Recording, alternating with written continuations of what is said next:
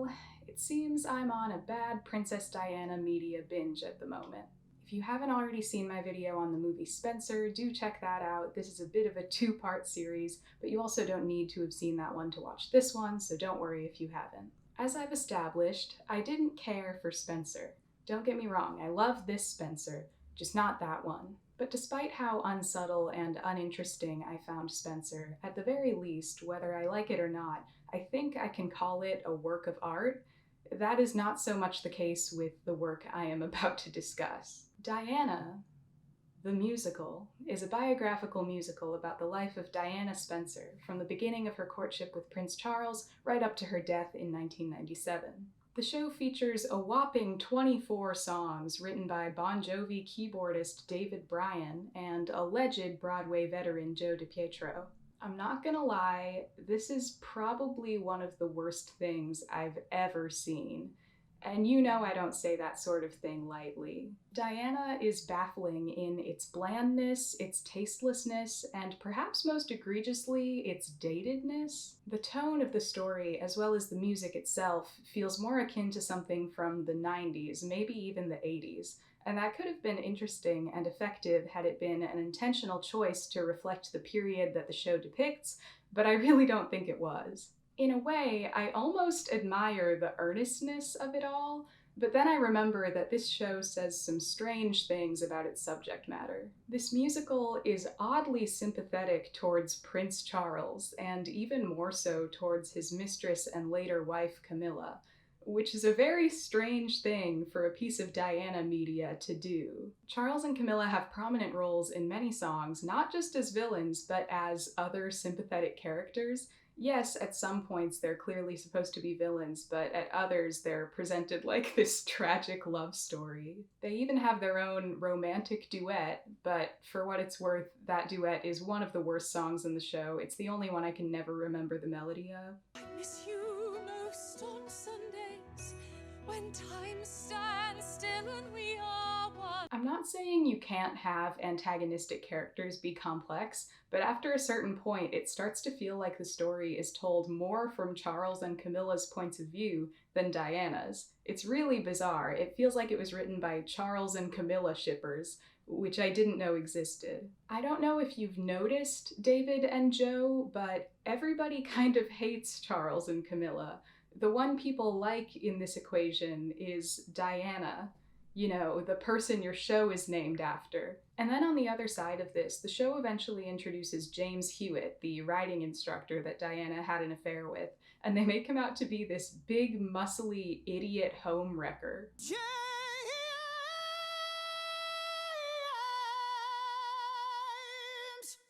Hewitt.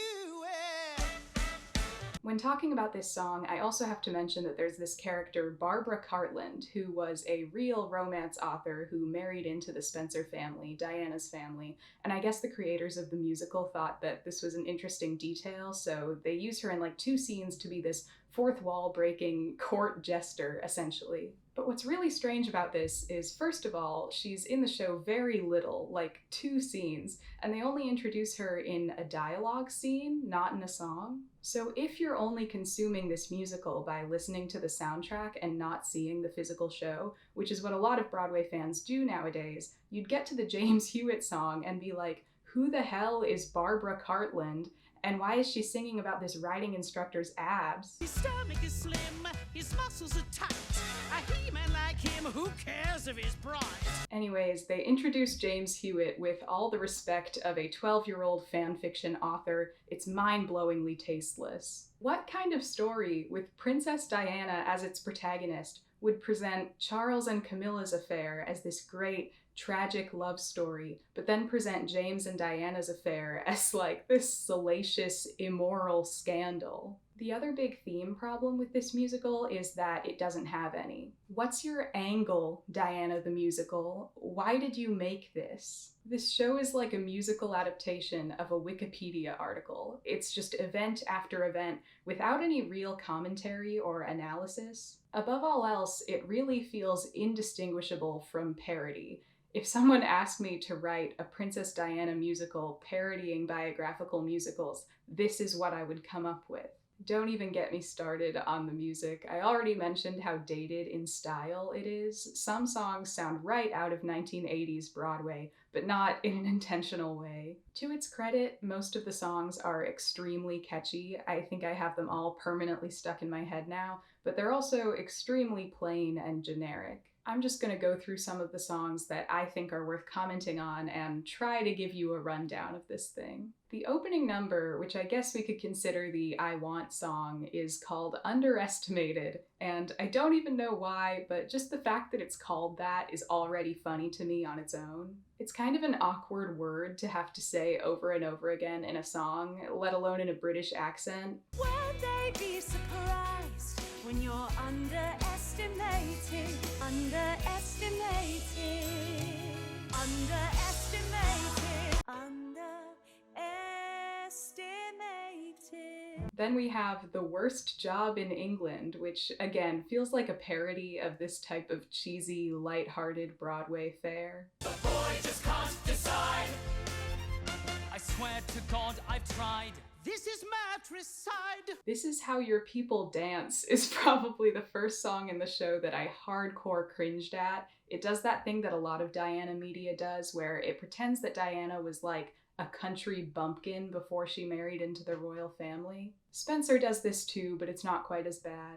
Diana was born a noblewoman. She was the daughter of an earl. She literally played with Prince Andrew and Prince Edward as a child. She no doubt lived a more normal life than the royals before marrying Charles, but this idea that she was just a commoner, plucked from the masses is just not accurate. And I find it kind of unnecessary and dishonest. It's such a posh party. I'm used to talking to 5-year-olds. Anyways, in this song, Charles, who is courting Diana, has taken her to this cello concert, and Diana is bored out of her mind and starts singing about how much she prefers rock and roll, and name drops like 20 80s rock acts. How I wish that he were Elton John, where the prince could hear some Prince, and we'd all get funkadelic. And if Queen were playing now, Freddie Mercury would slay it. Maybe Diana liked rock and roll, I have no idea, but she had definitely been to classical music concerts in her life and probably appreciated that type of music.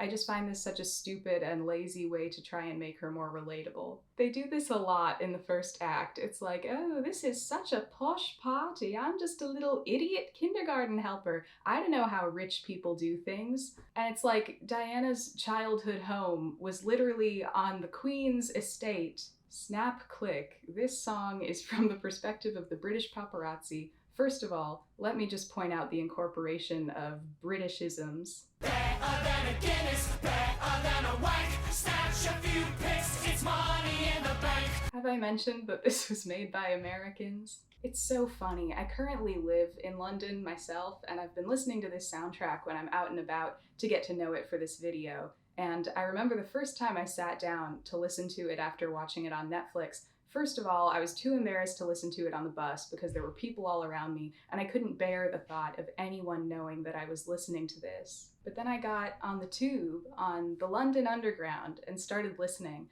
and I just started laughing to myself because in that moment, I was so certain that I must be the only person in London, probably in all of England, listening to the Diana the Musical soundtrack. Back to the song, I can't help but laugh at how much they integrated the big flappy paparazzi trench coats into the choreography. They really thought they did something. Moving on to I Will. To its credit, this is an extremely catchy song, but it's also maybe the most dated sounding. It sounds straight out of the 80s. I will try my very best as I stumble in this dress. Then we have The World Fell in Love, in which Diana makes her first public appearance in Wales, and shout out to the, I'm guessing, American ensemble members who are really trying their darndest to sound Welsh. I don't know, she seems real nice. You go, girl. And this guy, who only has one line but puts his entire heart and soul into it. A lovely thing to do. Happiness / Simply Breathe. This one shows Diana and Charles having their sons, and features one of the biggest laugh out loud moments of the entire show. I actually saw Jenny Nicholson post this on Twitter a while ago, and it's the entire reason I decided to watch the musical. Harry, my ginger-haired son, you'll always be second to none. For the life of me, I can't stop singing this line. It's pretty funny how much time this one song covers. The whole show goes at a breakneck speed because it has so much ground to cover, but this one especially somehow includes William's birth, the entire happy period in Charles and Diana's marriage, Charles going back to Camilla, Harry's birth, and what I think is supposed to be like all of Diana's mental health problems. Then there are like 3 songs in which their marriage continues to break down, the most memorable of which is As I Love You, which features Diana saying I love you in different languages, but I guess the only languages they could bother to come up with were Spanish and French.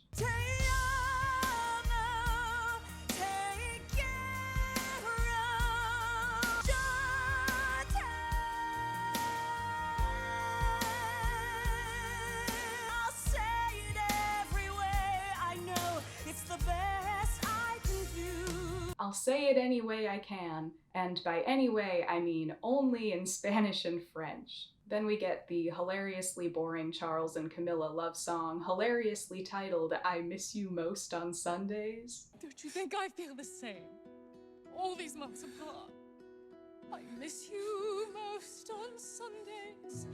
That idle day when little gets done. Then there's Pretty Pretty Girl, in which Diana, I guess, regains some of her power by wearing nice dresses. A pretty, pretty girl wears a pretty, pretty dress.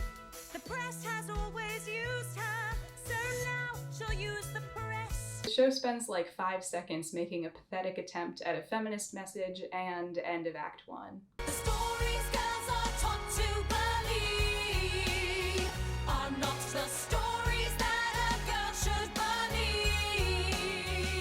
We open Act 2 with the incredibly tasteless James Hewitt song.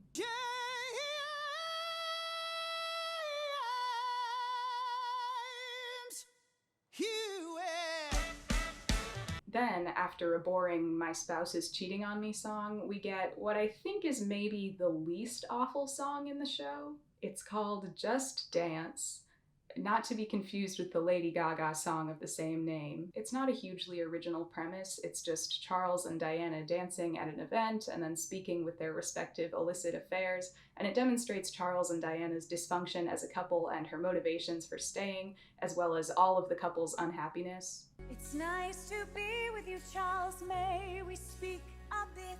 Just dance. You still look so handsome, Charles. How nice that you've kept fit.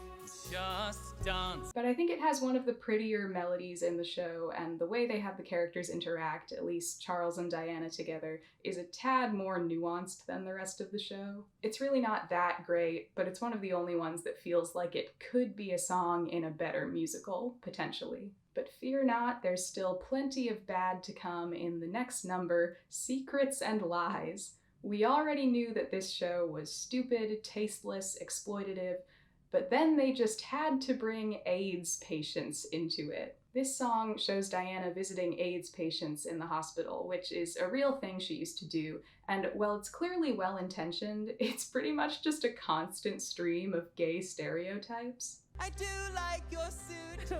Well, how very kind. Perhaps not the color.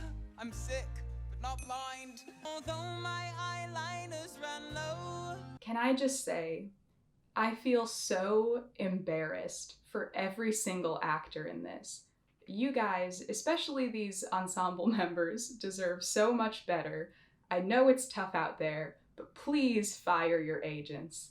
Or, you know, get agents. Now you may be wondering why this particular song is called Secrets and Lies.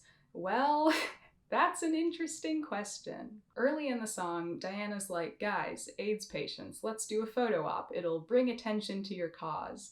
And of course they're all like, no, no way. That would out us not only as gay men, but as HIV positive men in a time when HIV positive people are treated like lepers. They'll find out I'm sick. They'll find out I'm gay. I could lose my new job. be tossed from my flat. So she's like, okay, that's fine, and she has a conversation with one of the men instead. Then, at the end of the song, Diana is like, you've opened my eyes to the harm done by secrets and lies. And then all the men suddenly change their minds and decide to take a picture with her after all. Actually, I wouldn't mind a photograph. Me too. And like, is the Diana musical saying that it's bad to not want to be outed as gay and or HIV positive in a time when both of those things were incredibly stigmatized, and that having that fear constitutes secrets and lies? Like, yeah, be yourself or whatever, but when doing that outwardly could cause very real, tangible harm to you, it's understandable that you would want to keep that a secret from the general public, and it comes off as very entitled and ignorant to demand that of gay people, let alone HIV positive gay people in the 1980s. Apparently, Joe DiPietro, the lyricist, is gay, but that doesn't excuse this. If anything, it makes it pretty embarrassing for him that he wrote it. I just wanted to point out that moment because it's a very strange message to randomly throw into a story that's not even about that. Anyways, let's move on to the main event. This song features maybe the most parody-worthy lyric in the show. It's a thriller in Manila, but with Diana and Camilla. Yeah, I don't even know what to say. It's a catfight song that doesn't actually really change anything in the narrative, but I guess our boy Joe just couldn't resist including that genius bit of writing.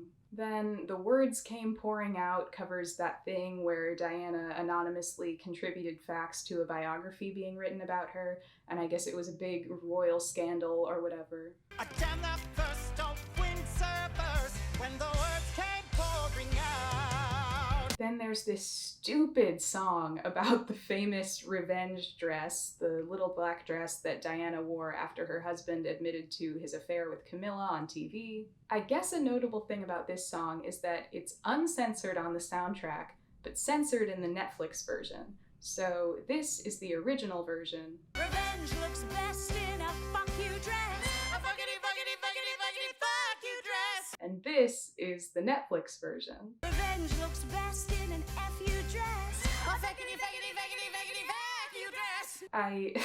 It's bad either way. And they do this really cringy thing where the queen can't swear because she's the queen, so she's like, A princess in a dress, dress. But this does raise a very compelling question for me, which is, does the queen say fuck? Like, in real life. Anyways, speaking of the queen, next up we have An Officer's Wife, in which the queen tries to relate to Diana by telling the story of her time in the war. I don't necessarily hate this song, but it's sung by the queen, and I do hate the queen. I hate the colonization. I hate that every time she enters a new phase, we have to hear about it. I mean, I enter a new phase pretty much every time I start a new TV show or buy a new article of clothing, but you don't see me trending on Twitter for it. I hate her hats. I hate her stupid corgis. I know they're not complicit in any of her actions, but it feels like they are. And yeah, you'd better believe I hate every last one of her ugly little children. But anyways, the other problem with this song is that it's clear the writers thought that it was one of the best songs in the show because it just goes on and they make it so dramatic. The king sent them away so the princess could be an officer's wife. Oh, just an officer's wife. An officer's wife, oh, just an officer's wife. An officer's wife. Whatever became of that officer's wife? An officer's wife. An officer's wife. Whatever became of that officer's wife? Just an officer's.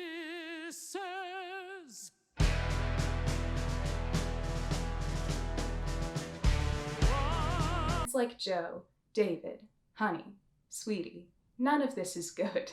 You made something really, really bad. Finally, we have the last number, if. In this song, Diana has finally divorced Charles, and she's singing about all the things she wants to do with her newfound freedom, and then she just dies immediately at the end of the song, and it's clear that the show doesn't really know what to do with the ending, so it just doesn't have one. I choose happiness, I choose a fresh new start, I choose whatever lies ahead. We are hearing of an automobile accident involving Princess Diana. Upon listening to it a few times, I don't think I hate this song, and in fact, I think there's something kind of effective about all of the hopes and dreams expressed in it, only to be cut short so abruptly by her death. I can see what they were trying to do there. But like I said before, the whole show has moved at such a breakneck pace that it kind of just feels like another sloppy, unintentionally abrupt plot point. And then, as I mentioned earlier, there's no point to any of this. The show doesn't have any intentions. There's no angle. So it's like, great, I could have just read a biography of Princess Diana and probably gotten more out of it, and cringed a lot less. I can only imagine that the creators of this musical were motivated by money.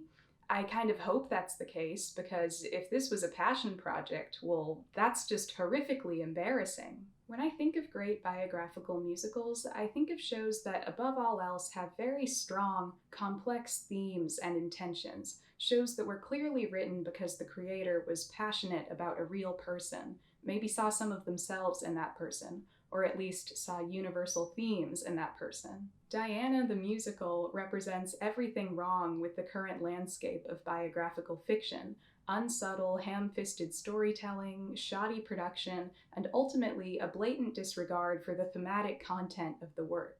This show is worthless as a piece of art. Some people seem to be acting like it's some kind of future cult classic camp masterpiece, but honestly, I don't even think it's unique enough for that.